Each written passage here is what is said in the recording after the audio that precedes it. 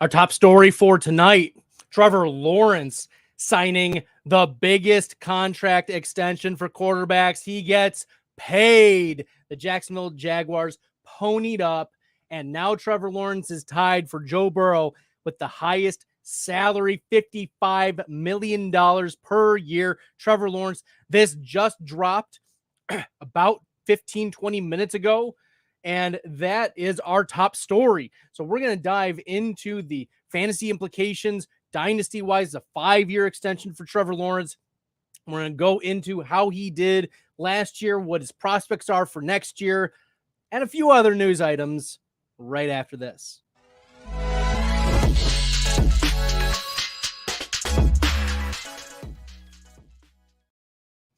So the big news, of course, is that Trevor Lawrence is paid. He's getting paid big time, $55 million. That's right, $55 million, tying Joe Burrow with the highest salary. And look, 5-year extension ties the former number 1 overall pick in 2021 to the Jacksonville Jaguars. This is great news for Evan Ingram, for Christian Kirk, for the stability of the franchise. Remember, for a long time, the Jacksonville Jaguars were the laughingstock of the NFL. And yes, they've had their ups and downs over the last few years, but Trevor Lawrence, quarterback 13 last year in total points, quarterback 13 fantasy points per game, 17.3. He's been consistently over the last 2 seasons about a top 12, top 13 option, 21 and 25 passing touchdowns each of the last 2 seasons, consistently a 65-66% completion percentage with Doug Peterson there. And yes, it was disaster zone rookie year for Trevor Lawrence. He was able to take, the next step up, 4 and 5 rushing touchdowns each of the last 2 seasons under the Doug Peterson. But we haven't seen Trevor Lawrence be the number 1 pick worthy.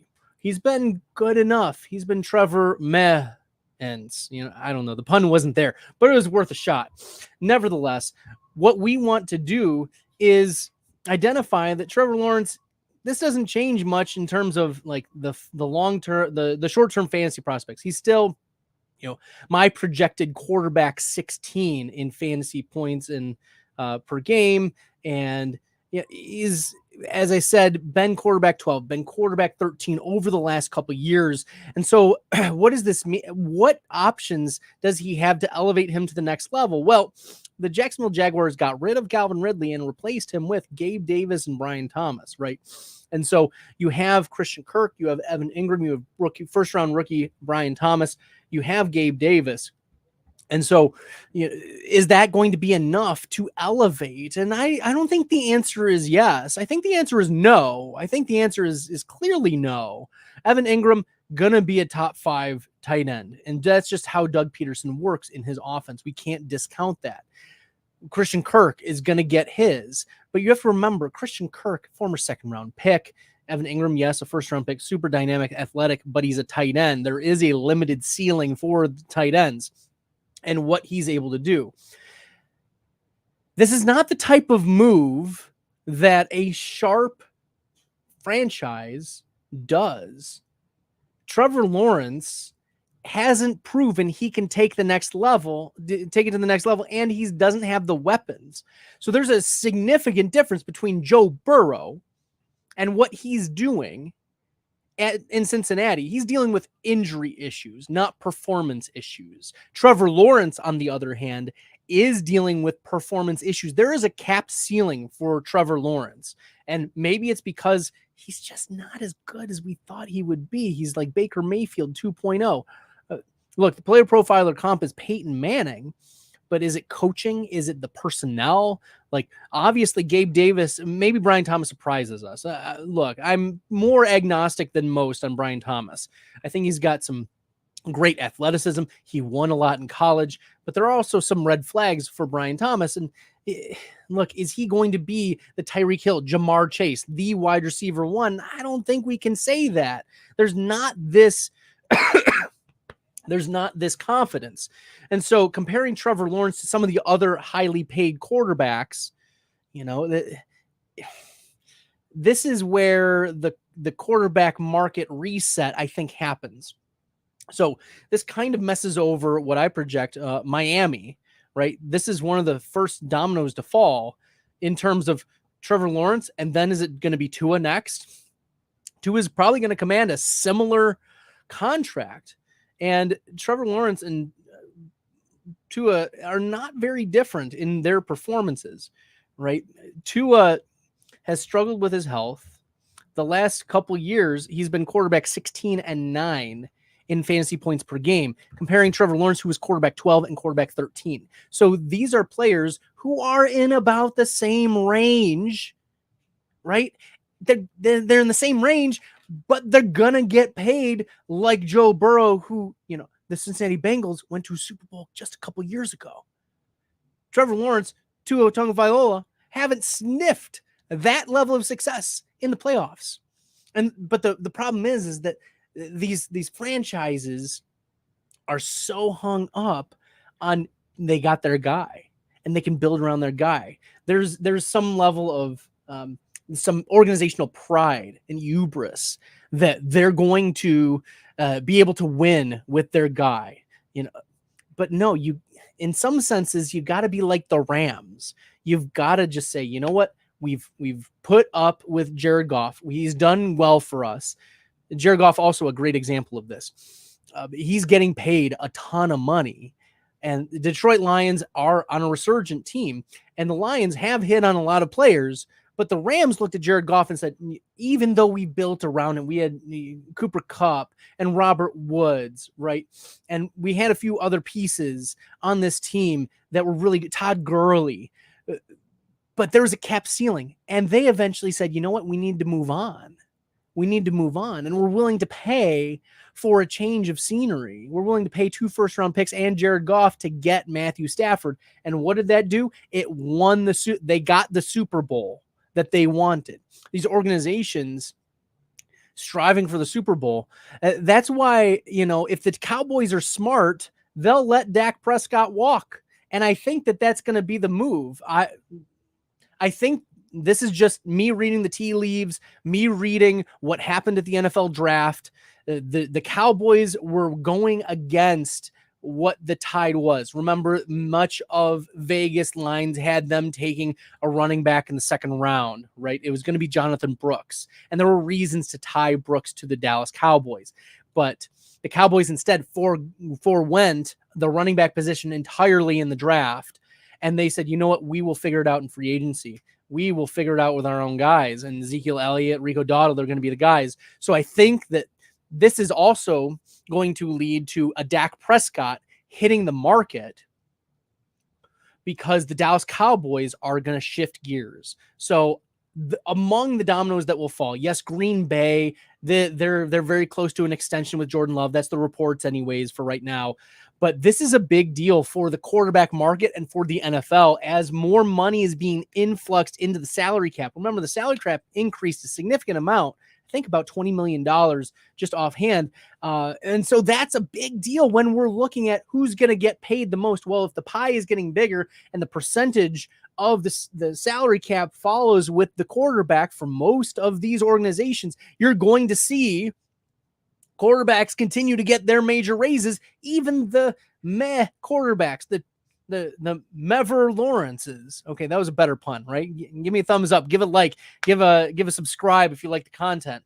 So here's the deal. Here is the deal with Trevor Lawrence, Jacksonville Jaguars. This continues to make them a poverty franchise because they have financially committed to a player and they have not yet built around that player at this point in a sufficient way. They thought they were doing it with Christian Kirk and Evan Ingram. They're just not ceiling players enough. They're not difference makers enough for the team. Brian Thomas is not there. Maybe he is, but he's probably not. Gabe Davis is not the answer. So in terms of elevating, Travis Etienne is not an elevator in terms of what he can bring for Trevor Lawrence. So this is a bad deal for the Jacksonville Jaguars, but unfortunately it's going to lead to more dominoes of these mediocre meh quarterbacks getting locked up. And it's like a victory lap. It's like a victory march. It is the team, the GM high-fiving themselves in the room saying, you know what, look, we got our guy, we signed him long-term, but did you build around him? But did you set him up for Super Bowl level success? No, you didn't. And you're just paying him. You haven't set up the team to make your worthwhile investment come to fruition. So this was a bad deal. From an NFL perspective. What it does is it firms up any like the 1%, 2% that were concerned about Trevor Lawrence long-term. He's going to be with the Jaguars. He's going to be quarterback 15 to 12. He's going to get his 24 to 28, 30 touchdowns, 24 to 30 touchdowns. He's going to get his 3 to 5 rushing touchdowns. Yeah, he doesn't rush much, relative to your rushing quarterbacks, but his scrambling is okay. Almost 300 rushing yards 2 years ago, just over 300 the year before, last year. So this is a player he's been fine. He's okay. He's a starting quarterback in the NFL, but he hasn't given elite level talent that we've seen on a consistent basis, and it hasn't been unlocked by any of the other players. The problem is Evan Ingram, Christian Kirk, they're not the unlockers, okay, in terms of fantasy success and from a team perspective as well. So that's my little bit on Trevor Lawrence. Actionable from fantasy, 5-year, $275 million deal. It just locks him as where he's at in terms of dominoes. It may have ripple effects on where other quarterbacks end up, either re-signing or moving on. I mentioned Dallas and Miami and Green Bay. They all have quarterbacks that are on the pathway to possibly getting extensions. So those are things that we're going to be monitoring as we're moving forward this offseason. We expect that those extensions will happen. And Trevor Lawrence, 5 years, $275 million, that is going to be about the market for these types of quarterbacks. I wouldn't be surprised if it's a little bit more, a little bit less, but that's about the range, about $55 million, resetting the market for these not mid-tier, but mid-tier quarterbacks, not the elites. And so we'll see if the Green Bay Packers do pony up for Jordan Love. If they believe that he's a top 5 quarterback in the NFL, they're going to pay him even more. Speaking of more, I'm going to talk about even more news and updates from Player Profiler News right after this. This episode is brought to you by Player Profiler, the Dynasty Deluxe package. The rankings are the best in the industry. It includes strategy mode where you can say, hey, change the rankings to be win now. Oh, change the rankings to be productive struggle. There's also a draft planner to help to strategize where you should take players because the draft planner also includes ADP. There's a trade finder where we look up on My Fantasy League and we see trades that are done, including a particular player. Then there's a trade analyzer where you can plug in draft picks, players, and we assign a lifetime value to draft picks out 5 years. The best thing about our trade analyzer, it can't be gamed with volume. And there's mock draft data to see right now what's the market for player X versus player Y, including in the fall when very few mock drafts are happening. And our Dynasty Guide, the Dynasty Dominator, would cost you $10 on Amazon, but you get it for free with Dynasty Deluxe, and you get our Rookie Guide for free, a $25 value. So you get all of that for $45. I mean, it's a great deal. That's right. It is a great deal at Player Profiler. Make sure you're getting the Dynasty Deluxe package or the all-in package on Player Profiler. Get it today. There's a few other notes that have come out of camp and the New Orleans Saints. There's been a lot of news coming out of New Orleans. Alvin Kamara is sitting out of practice in hopes of a new contract. He was absent from the final minicamp practice, and he's dissatisfied with his contract. And usually the Saints are pretty good about keeping these types of things under wraps. They are good about keeping their players happy and not allowing things to get messy or get into the media. And instead, Alvin Kamara in the media, yet again, this is a player who was very involved last year, but also was suspended because of off the field issues. There were camera footage of him like stomping someone at the Pro Bowl. No bueno. No bueno. He was running back 11 in terms of total points and running back 3 in fantasy points per game last year. Maybe we forget too quickly that Alvin Kamara was a top 3 running back in points per game in full PPR last year. 75 receptions for Dennis Allen in just 13 games. 75 receptions in 13 games. Derek Carr there's only 2 options for Derek Carr. Derek Carr is either going to throw the ball as far as he can down the field and miss Chris Olave, or he is going to dump it off to Alvin Kamara. Kamara averaged 3.9 yards per carry. Disastrous. He is not an efficient runner. He's been at or below 4.0 yards per carry each of the last 3 seasons, but he finally had fewer than 200 rush attempts last year. He had 180, only 694 rushing yards. But this is a player who's going to be involved in this New Orleans Saints offense. This is just about taking a stand. He's gonna play. He's not gonna hold out long term. Yes, there's been a little bit of buzz for Kendre Miller, and there's been a little bit of buzz about Jamal Williams. Let's not get carried away. Let's not get carried away about Alvin Kamara missing 1 day of minicamp.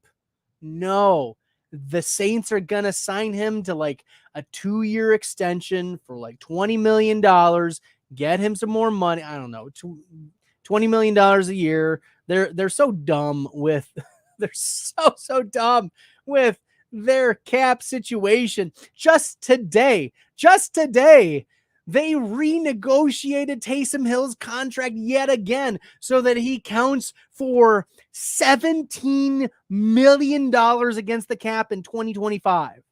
$17 million for a 34-year-old tight end who's not even the starting tight end. What? The Saints talk about an inefficient organization. The Saints. Oh my gosh. Yeah. So it's disastrous. It's just absolutely disastrous for the Saints, for Jacksonville, Miami. If they're smart, they will move on from Tua. Let Tua sign somewhere else. Let Tua be the problem of someone else if they're smart. But we'll see. I don't know. Bad teams stay bad. That is that's what we learned from the NFL draft. Bad teams stay bad. So Jacksonville, New Orleans continue to stay bad. Dennis Allen isn't even hyping up his own guys. Like Dennis Allen's like, yeah, A.T. Perry, he needs to improve a lot. Look, Dennis Allen did say that Perry's ability as a playmaker is there, and he's a tremendous talent. Sure. But he was definitely dogging on A.T. Perry after minicamp. So, oh my gosh. Like, he's your wide receiver 3, possibly, and you're just, I don't know if it's a motivation tactic. I don't know what it is. But the negativity, like Dennis Allen did not win the locker room last year. That's why they gave Jamal Williams the ball. Like Jameis Winston handed it off at the end of the game against Atlanta, where Arthur Smith was fired, right? It's because Dennis Allen lost. He lost the locker room. Jamal Williams, make a better coach.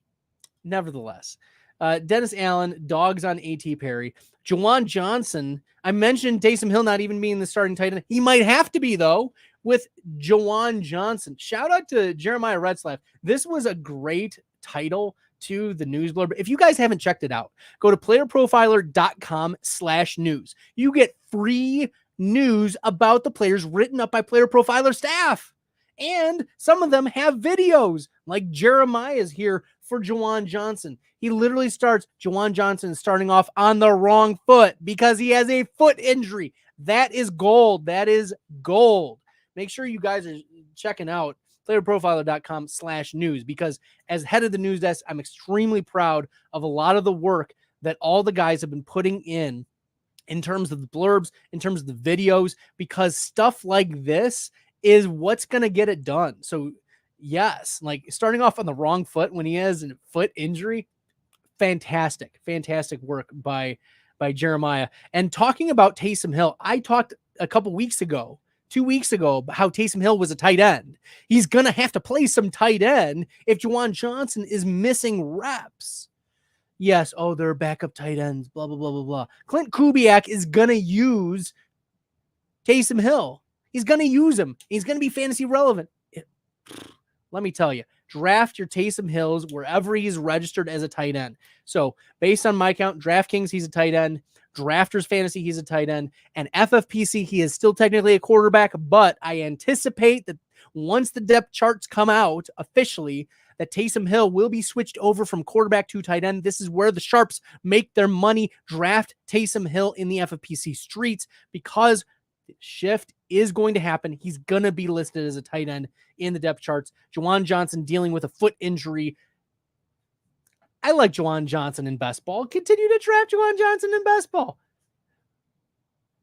That is also true, along with Taysom Hill being a great value. So yes, we love it. There was a report. This was going to be the lead story for today, if not for the Trevor Lawrence news of a 5-year, $275 million extension for Trevor Lawrence. The news I'm about to share with you was going to be the lead story. And that is Jaleel McLaughlin is not only getting praise out of Denver, but one of the Denver beat writers suggested that Javonte Williams might get cut this offseason by how good Jaleel McLaughlin is. And if it's Jaleel McLaughlin, number one, and Javonte is out of there, then it's Jaleel McLaughlin, Audric Estime, who's a great between the tackles rusher, one of the highest PFF rushing grades in college football last year. And at Notre Dame, he could catch the ball as well. If Javonte is gone, Audric Estime is the big winner, along with Jaleel McLaughlin. I think Blake Watson also sneaks into that running back 3 if Javonte Williams gets cut. If Williams gets cut, he can land on the Dallas Cowboys, then voila, you've got some beautiful fantasy goodness for the Dallas Cowboys and Javonte Williams. Williams, he's going at like running back 28, running back 31, somewhere in that range, depends on where you're drafting. But Jaleel McLaughlin being drafted in the running back 50s right now. Look, is this true? Do I think that Javonte Williams is going to get cut? 15%, 20%? It's a lot more than I thought yesterday or 2 days ago. I didn't think Javonte Williams was on the radar to get cut. But now at least that's on the radar. He's being put on notice in the media because he's been inefficient. He's had some really bad inefficiencies. Now, has he been getting the targets? Has he been getting the target rate out of the backfield? Yes, but I think that's scheme-driven, right? Sean Payton loves to use running backs in the passing game. So Jaleel McLaughlin, wheels up, baby. Audric Estime, if he's healthy, wheels up, baby. Javonte Williams, yikes. This is a red flag for Javonte Williams. He may not get cut, but he may be on notice.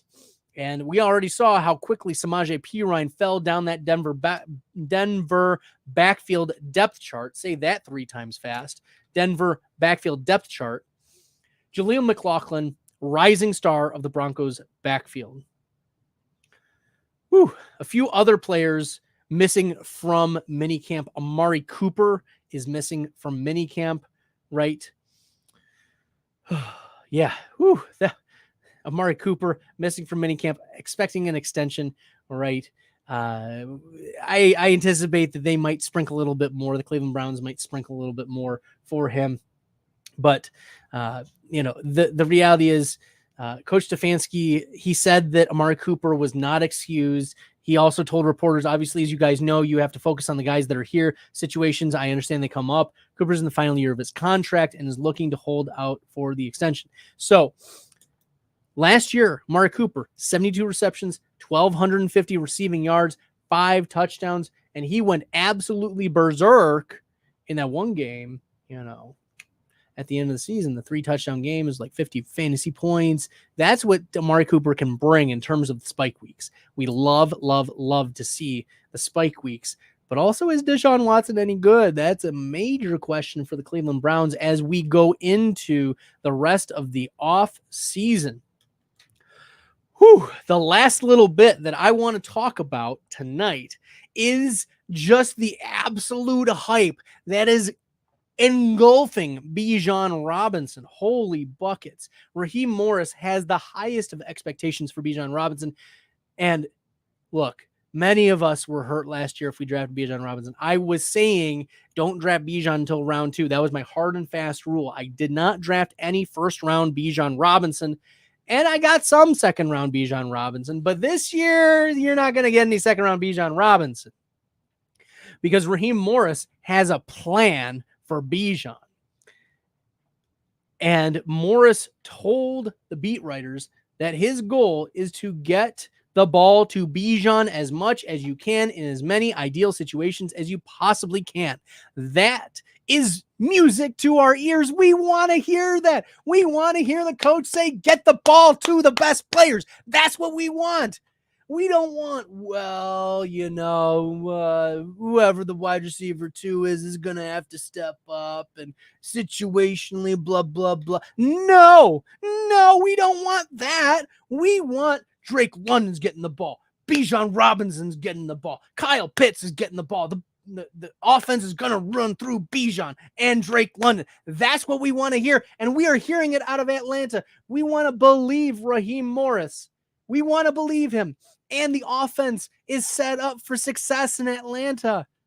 Kirk Cousins is there. Kyle Pitts, Drake London, Bijan Robinson.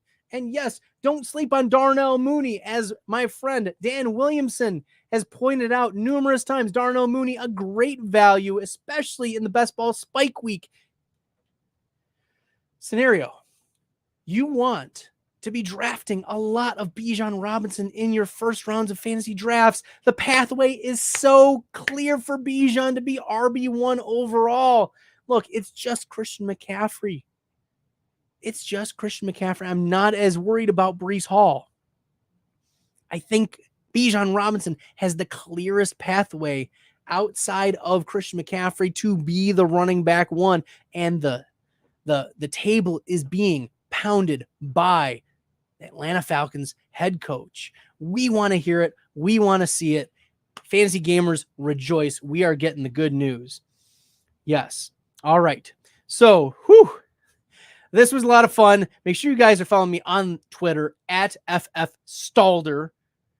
Make sure you're subscribing to the Player Profiler News channel.